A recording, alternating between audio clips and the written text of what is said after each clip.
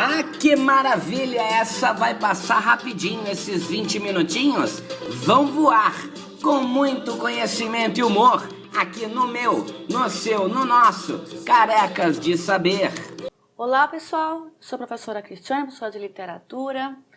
Gente, há vários livros da Clarice aqui no canal, né? Porque, claro, ao lado do Machado de Assis, é uma das grandes narradoras que nós temos na nossa literatura.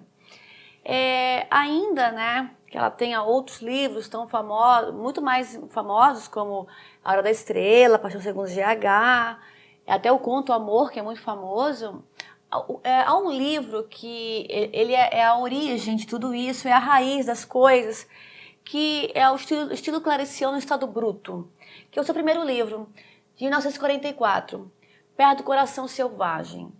Então, assim, pessoal, para você ter uma mínima noção do que é Clarice Lispector, do que é essa prosa clariciana, você tem que ler esse livro. Porque justamente aqui a Clarice, numa obra de estreia, né, que é uma coisa muito rara, ela já vai chamar atenção por um estilo que, assim, é como se surgiu um livro em que há características que ninguém nunca viu. É um livro incomparável, é um livro muito difícil, difícil pela sua crueza. Lembrando, né, sempre é bom lembrar que a Clarice é uma escritora da terceira geração modernista, sempre no vestibular tem que relacionar a obra com a sua história literária, com o período histórico em que ele viveu. Então, se a terceira fase modernista é uma fase mais experimental, vale lembrar, modernismo brasileiro é dividido em 3 partes. Primeira é a heróica, lá a antropofagia, todo mundo louco. A segunda fase mais social, né, mais pobreza. E a terceira fase é a mais experimental, ela é mais estética, mais literária, mais enigmática, inclusive, né? E a Clarice vai ser uma típica, belíssima representante dessa geração. Quem seria o outro dessa geração? O Guimarães Rosa, por exemplo. Então, são autores que eles vão usar a linguagem muito mais do que um sistema de comunicação. Linguagem é matéria, pessoal, é tinta. Eu vou transformar a linguagem, torná-la um pouco mais difícil, para que o leitor tenha também, se aproxime do coração selvagem da escrita. Para você ter uma interpretação muito mais singular. Vocês sabem, uma mensagem muito fácil, todo mundo entende igual.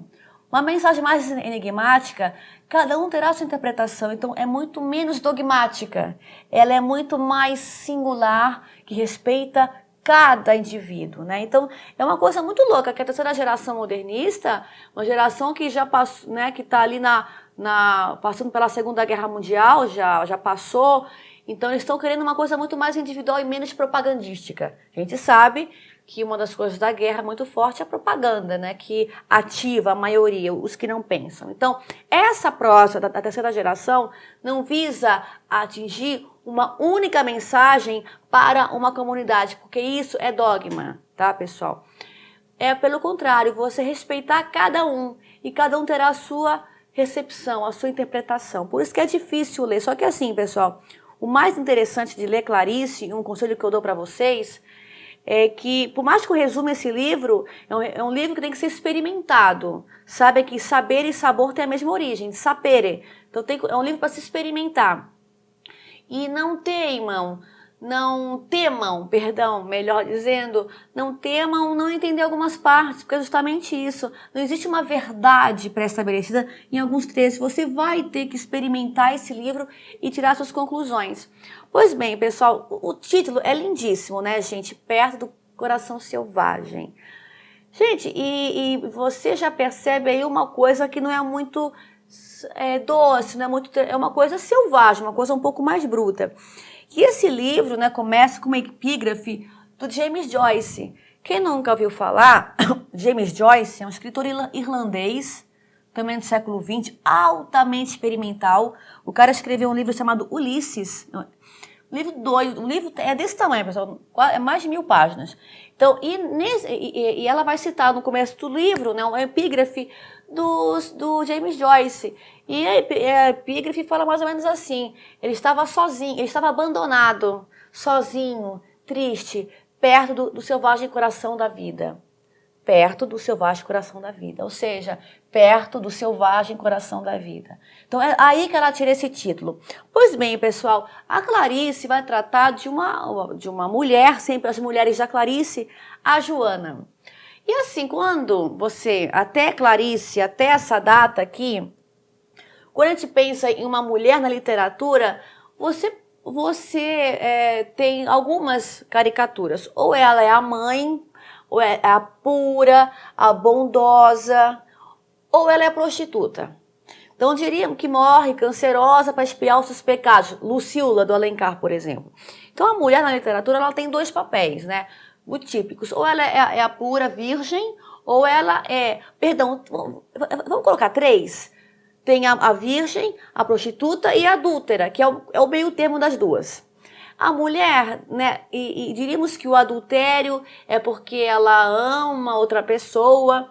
Se ela é prostituta é porque ela vende o corpo para poder pagar o estudo de uma irmã pobre, com boas intenções. Seja prostituta, adúltera, ou mãe, ou pura, virgem, a bondade perpassa pela construção de uma figura feminina. Pois bem, pessoal, a Clarice vai bagunçar isso tudo. Ela vai desconstruir a imagem feminina. No primeiro livro, que é muito louco, porque vai falar sobre Joana. E Joana não é uma pessoa especialmente com talento para com o ser humano. Ela tem um certo nojo do ser humano. E vai lembrar que o nojo é uma sensação tipicamente clariciana. A Joana, ela é uma menina que muito cedo, né, vira órfã de mãe. E o pai muito pouco vai contar sobre a sua mãe, Elsa, a mãe da Joana. E aqui, né, no começo do livro, ela vai lembrar como foi a sua infância, numa fazenda e coisa e tal. E ela lembra, né, que ela gostava de dormir com o som da chuva, porque assim, olha que interessante, isso é muito Clarice. Ela lembrava que quando ela era criança, ela gostava de dormir com o som da chuva, porque quando chovia, ela só se preocupava com o som da chuva e ela não se preocupava com a grande pergunta. O que acontece quando as pessoas são felizes? Qual é o próximo passo? Qual é o próximo passo do final feliz? O final feliz é o ponto final? Então, aqui ela já vai ter uma maturidade, né? Ela é muito precoce, a Joana, quando criança, porque ela sabe que o final feliz não é o final da história. Ela sabe que tem algo muito mais podre no reino da Dinamarca. Ela consegue sentir mais essa podridão do ser humano. Ela tem essa visão um pouco negativa, um pouco melancólica, ela é meio esquisita, pessoal. Como típica clariciana. Diríamos, quem sabe, é o alter ego da Clarice Lispector. E ela, depois que o pai morre, ela vai ser criada por uma tia, pelo casal de tios que ela... Só que assim, esses tios também percebem que ela é aquela figura estranha, porque a Joana não é uma menina carinhosa, não é uma menina carismática, é uma menina que ela tem um certo repúdio do ser humano, assim. Ela não é uma mulher, não é uma criança boa, não é uma criança boa. Tanto que nos momentos, né, do começo da história muito decisivos, que eu chamo de a víbora, é quando a tia percebe que a Joana não tem um caráter lá grande coisa, já que pega a sobrinha roubando livros. E vai chamar a sobrinha de víbora. E víbora é o que tem veneno, né? Então, aqui a Joana já é tratada como alguém fora do normal, alguém que não tenha esse coração cheio. E aqui ela já vai fugir do estereótipo feminino. Pois bem, já que a tia considera a sobrinha uma víbora, alguém perigoso, a Joana vai produzir um desconforto naquela família. Não vão aguentar aquilo. É como se pegasse um cadáver e colocasse a comer com a gente. Eles acham ela muito fria, gelada. Então vão fazer o quê? Vão despachar ela para o internato. E assim, lá no internato ela vai conhecer alguém que ela vai se apaixonar, que é o professor. E o professor, a Joana, ela não tem muita empatia parece que é uma psicopata, assim, ela não tem empatia com o humano, não. Teve com seu pai e com o professor, que quase que é um substituto do pai. Ela vai ter uma paixão avassaladora pelo professor, mas claro, essa paixão, ela não vai ser correspondida, vai ser uma paixão platônica, já que ela era uma criança, uma menina, e o professor já é um homem feito. Pois bem, pessoal, aqui tá essa cena sendo construída. Você já tem uma certa impressão de quem é a Joana. E o livro tem duas partes. A primeira parte, esse vai e volta entre a infância e a fase adulta. Você já intercala com ela criança, com algumas lembranças da fazenda, e ela já adulta. E a segunda parte, a parte mais dramática do livro, que é quando ela conhece o Otávio, né? Porque também é flashback, pessoal, vai e volta também. Ela conhece o Otávio. Porque assim, a Joana não era uma mulher que tinha pretensões de casar. Porque inclusive casamento envolve um contrato eterno. Um contrato eterno é que você precisa ter contato com o outro, um contato muito, muito próximo. E a Joana não quer esse contato com esse cara, ela quer. É estranho. E o Otávio conhece a Joana num momento muito bonito, assim, que ela tá acariciando uma cachorra grávida e percebe nela um contato com esse animal e ele fica enternecido com isso. Mas quando o Otávio conhece a Joana, o Otávio tinha uma noiva, que era a Lídia. E Joana e Lídia são opostos. A Lídia é a mulher que sonha em casar, a mulher meio burra, a mulher... Não porque ela intenciona casar, porque ela realmente era meio burra mesmo. Ela é muito ingênua, ela é tradicional, careta, carinhosa, boa, linda, carnuda, boca grande, tudo. E a Joana era o oposto. A Joana era mais desafiadora, mais livre, mais fria, mais esquisita, mais estranha. E o Otávio, que era noivo de Lídia, ele se interessa por essa novidade que é Joana. E acaba largando Lídia, a noiva, para ficar com Joana. Só que aí, pessoal, sabe aquela perguntinha da Joana quando criança? O que acontece depois de final feliz? Que lugar vem depois de final feliz? Quando passa a estação final feliz, qual a próxima estação? Pois bem, diríamos que para a Joana, depois da estação final feliz, chegaremos à estação repúdio. Porque esse era o sentimento de Joana para com Otávio.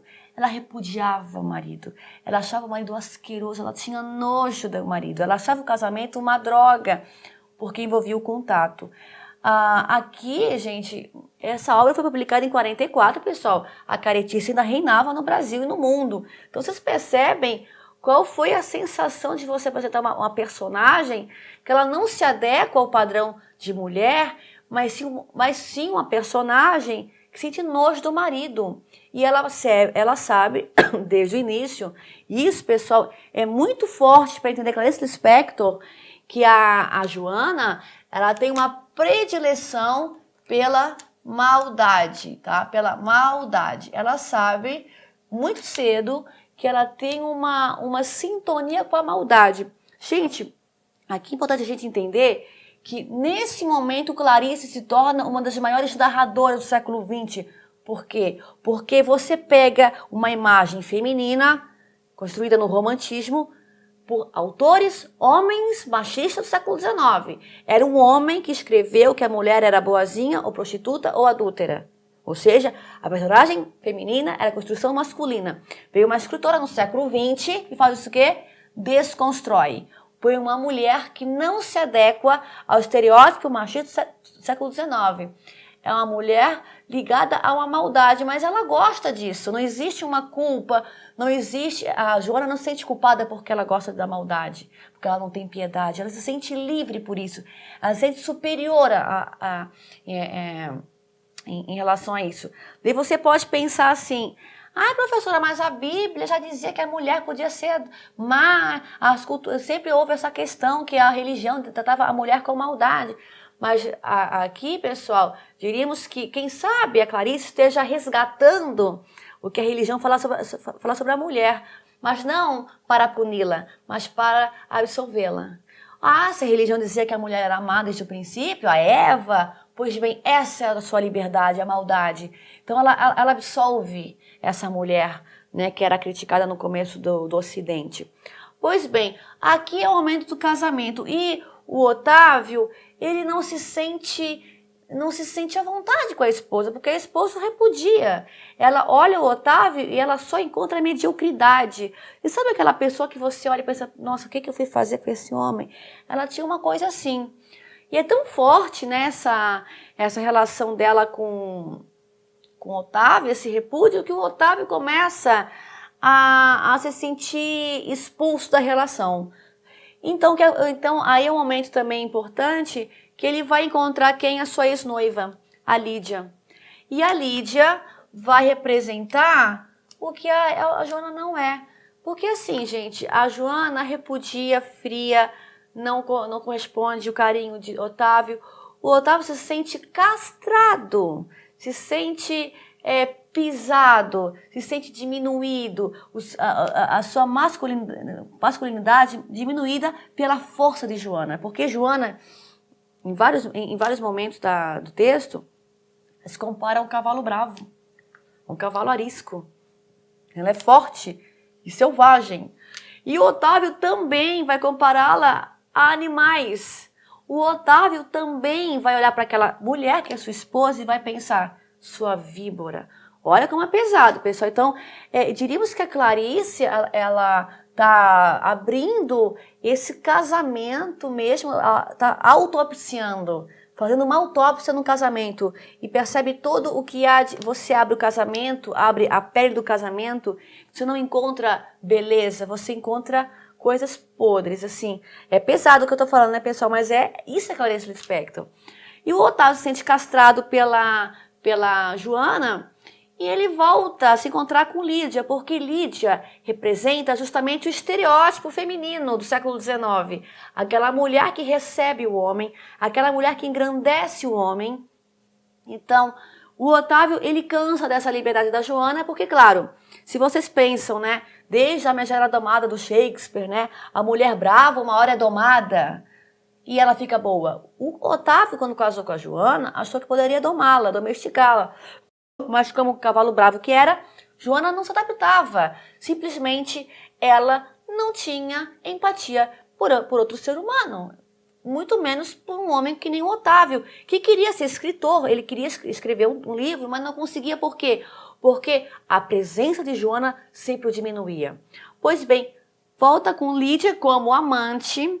E a Lídia vai ficar grávida do homem, gente. Baixaria total. Casos de família. Vai engravidar do Otávio. E, claro, a amante, às vezes, tem umas ideias fora do lugar. E ela vai mandar uma cartinha para Joana. Para que Joana a veja grávida. E aí rola aí um estressezinho. Ela pega o homem dela e coisa e tal. E a Joana vai. Só que assim, a Lídia foi muito ingênua, gente. Por quê? Convidou coração de pedra, psicopata Joana.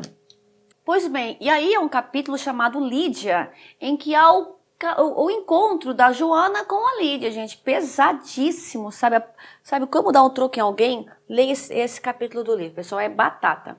Então tá a Lídia, quando a Joana sempre falando em primeira pessoa, ela reflete, ela viaja muito, gente, ela é muito louca. Você pensando, e a Lídia chega e quando a Joana encontra a Lídia, a Joana é transbordada pela gravidez da Lídia, porque a gravidez dela é redonda, e assim que a Joana descreve, ela é uma coisa... E a Joana encara a Lídia, só se olham, e a Joana, com muita altivez, com muita frieza, olha a Lídia e fala assim, creio que está finda a nossa entrevista. Creio que acabou a entrevista. A Lídia patetona, não, nós nem falamos ainda, não sei o que, assim, eu acho que hoje não é um bom dia pra gente falar. Com aquela coisa, porque a Joana é mulher traída, pessoal, mas, de qualquer maneira, ela não quer perder a pose. E aí a Lídia, que é nervosinha, fala, bem que Otávio me falou da sua maldade. E a Joana olhou pra ela e falou assim, ah, é? Tipo assim... Como a gente é maravilhosa, Joana. Ela olhou assim, você sabe da minha maldade, é? E aí tem esse embate entre as duas, só que é um embate muito frio, porque a Joana não vai perder a pose, ela vai falar assim, você tá grávida do meu marido, né? Por que você não arruma emprego para pagar, para sustentar o guri? Por que você não arruma emprego? Você quer pegar assim de graça o marido dos outros? Arruma emprego, mas é muito mais fácil. E a Lídia começa, né, a se incomodar com isso. É um momento bem importante que a Joana olha para ela e fala assim, ó, quer meu marido? Quer ele? Pode ficar. Mas olha só, antes de eu te dar o meu marido para você, né? Dar o meu marido para você, eu vou engravidar dele. Então, primeiro eu tenho um filho, eu vou engravidar dele, depois eu largo ele, despacho para você. E a Lídia fala, que monstruosidade, você não ama o Otávio? Que tipo de pessoa que você é? Ele é só um reprodutor? Você é uma pessoa boa? Daí a Joana fala, querida, a bondade me dá vontade de vomitar. Ai, gente, eu adoro, é minha ídola. Pois bem, ela né, só na frieza, só no coração de pedra. E ela fala, depois que eu engravidar, eu dou ele pra você. Perfeito. Nós duas podemos parir, também tenho a anca larga, beleza. E assim, de uma frieza, vendo o marido como algo funcional, reprodutor. Aqui, mais uma vez, você percebe a quebra do estereótipo feminino. Gente, é assustador. Por isso que é sempre uma comparação com animais, víbora, cadela, cavalo, égua. A Joana é uma mulher que não se doma. Pois bem, e aqui justamente que eu coloco aqui, que é a entrevista, que é o momento em que há uma das partes mais importantes do texto, é esse encontro com a Lídia, onde você percebe justamente, se vocês forem ler, atentem a isso, que é muito importante para a nossa literatura, é o embate entre dois estereótipos, não estereótipos, mas diríamos que é o passado da mulher na literatura, Lídia, encontrando o futuro da mulher da literatura, Joana. Ou seja, aqui é o passado, a caretice, a personagem boazinha, prostituta ou adúltera. E aqui é todas elas juntas. É a mulher que não tem medo de ser má. Gente, por que a Clarice está escrevendo um livro desse para as pessoas matarem os outros, para serem má? Não, gente. Para Clarice, a maldade de Joana não é que ela está honrando a maldade. Nenhum escritor faz isso. Ela está invocando aqui a mulher livre, porque na história ocidental, uma mulher livre era igual a mulher leviana, uma mulher perigosa. Então, quando a mulher queria estudar, viajar, morar sozinha, ser livre, era visto como algo negativo na sociedade. Então, vejam bem, essa maldade de Joana representa o desejo de ser livre dos estereótipos, tá? Então, isso é muito importante. Esse encontro representa isso, né? Passado e o futuro. Depois, né, logo, a Joana vai descobrir que a sua mãe também era assim. Porque o pai não queria que a filha fosse igual à mãe, que morreu muito jovem, e ela não sabia por quê. A Elsa também era meio estranha com as pessoas, tá? Até porque esse livro é de 44, pessoal. Estamos ali na Segunda Guerra ainda. Tem uma coisa com o humano ali meio estranha. A gente tá repensando o que é o humanismo. Tem que ficar ligado nessas coisas também. E depois, né, por fim, a Joana vai se envolver com um homem que não é nomeado, é o homem. Ela vai ter um casinho, vai ter um rolo com ele, vai se entregar, vai rolar de tudo com ele. Só que ele a abandona com um bilhete, ela é abandonada pelo o homem. E só que ao fim da obra, é muito bonito no final do texto, assim, porque ela... sabe aquele filme Comer, Rezar e Amar? Rola uma coisa assim com ela. Ela se vê sozinha, separada, largada pelo homem, sozinha, separada do Otávio. E ela vai querer fazer uma viagem para se autoconhecer. E é um momento realmente, pessoal, que é tão bonito, que ela se vê realizada, porque justamente ela atingiu o ápice da maldade feminina, que é a liberdade.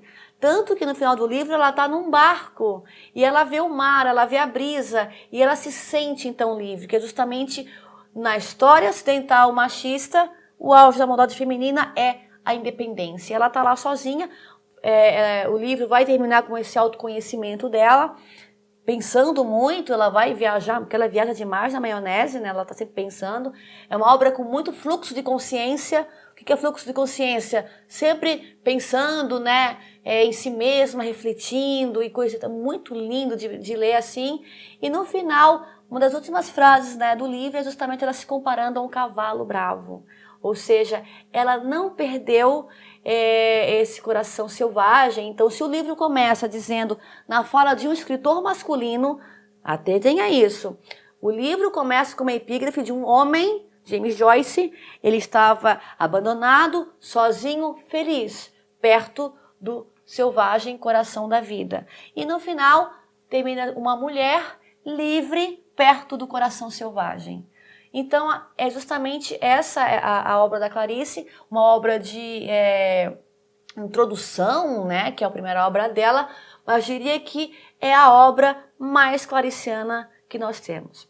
Pessoal, leiam esse livro porque vale muito a pena. Até a próxima!